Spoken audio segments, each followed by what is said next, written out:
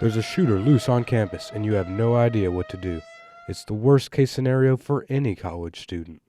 Terrible incident unfolding on the campus of Virginia Tech University in Blacksburg, Virginia. That's a couple of hours south. Office, which is in Watson Hall, which is not far from Cole Hall. Now, when did you first hear about To prepare for these events, VCU has implemented the emergency notification system, designed for students to use in life-threatening situations. I've read the email. I heard that you can sign up for text messaging, and I heard there's a siren. I know I've gotten emails and I've seen stuff on Blackboard like sign up for the alerts. I have the text, yeah. Students can text, check out the VCU Alert page, or get a glimpse of digital signage. But word of mouth may be the most important piece to the puzzle.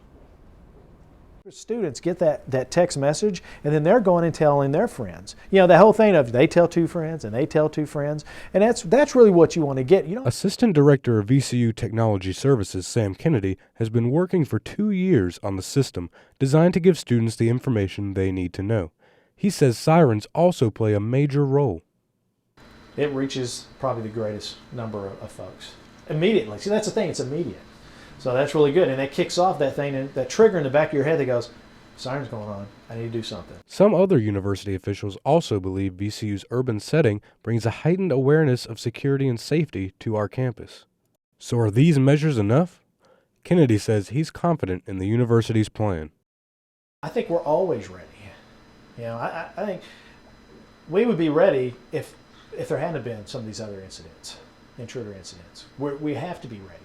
You have to be. For VCU Insight, I'm Alex Dinan.